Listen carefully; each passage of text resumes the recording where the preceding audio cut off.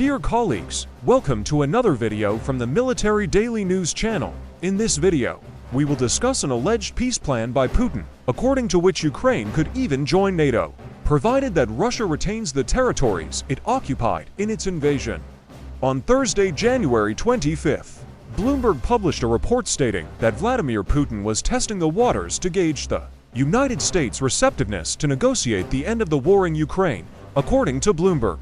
Putin used indirect channels to signal his openness to dialogue, with these indirect channels likely being neutral nations with good relations with both Russia and Ukraine. Bloomberg mentioned in the article that the White House did not confirm this information, with representatives in Washington stating they were unaware of any attempts by Putin to approach. However, the report refers to sources linked to the Kremlin, assuring that the signals were sent and delivered to the United States in December 2023.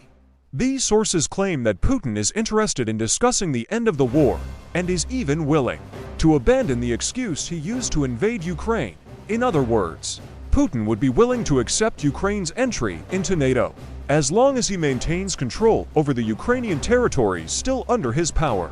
At the height of the invasion in late March 2022, Russia occupied just over 30% of Ukrainian territory. However, today, this control is reduced to 18%, comprising a small part of the Kharkiv Oblast, practically the entire Lugansk Oblast, and portions of Donetsk, Zaporizhzhia, and Kherson. Let's not forget Crimea, invaded and occupied by Putin in 2014. All these regions were annexed by Russia. Illegal annexations under international law, violating the UN's founding charter. Therefore, none of those annexations, not even Crimea, which has been under Russian occupation for almost 10 years, has been recognized by the UN, with all those regions officially classified as Ukrainian areas under foreign occupation.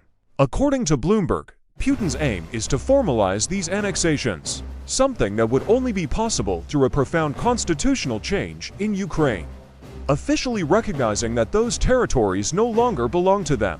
This is something the Ukrainian government, led by President Zelensky, has made clear it will not do. In exchange for this, as I mentioned earlier, Putin would be willing not to impose barriers to Ukraine's entry into the European Union and NATO, recognizing that the argument he used to invade Ukraine was indeed a deceptive narrative. However, beyond the obvious reason to end a war rapidly draining his country's resources and formally annex territories still under his control in Ukraine, Putin may have another goal with this maneuver to divide Ukrainian allies.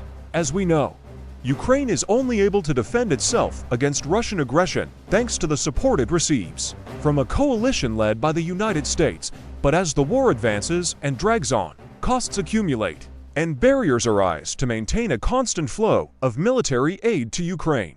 In this context of an extremely expensive and seemingly endless war, Putin may try, through his signal that he wants to negotiate, to create internal cracks in the alliance. He could encourage some of its members to follow the negotiating path or, in the case of the United States, deepen the divides between Democrats more inclined to maintain aid to Ukraine and Republicans more inclined to reduce such aid and resolve the conflict through negotiation and cession of Ukrainian lands.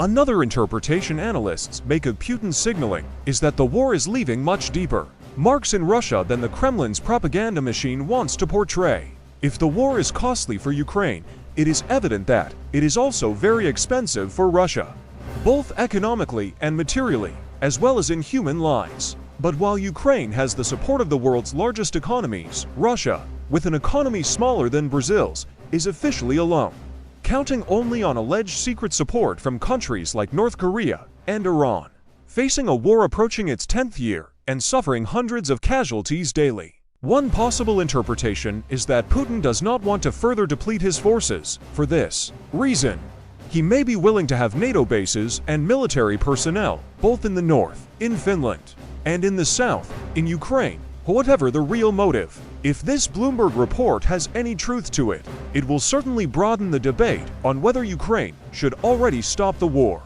cede 18% of its territory, receiving in return NATO and EU membership, thus gaining access to alliance troops and billions of euros in financial aid for reconstruction. Alternatively, Ukraine could continue fighting in an endless war, risking, with a possible return of Trump to the White House, losing the main source of revenue that keeps its defensive effort against Russian aggression alive, ceding territories and joining the alliance, ensuring it will never be attacked again in the future, and rebuilding with European funds, or continuing to fight against Russia in an uncertain financial future? That is the question.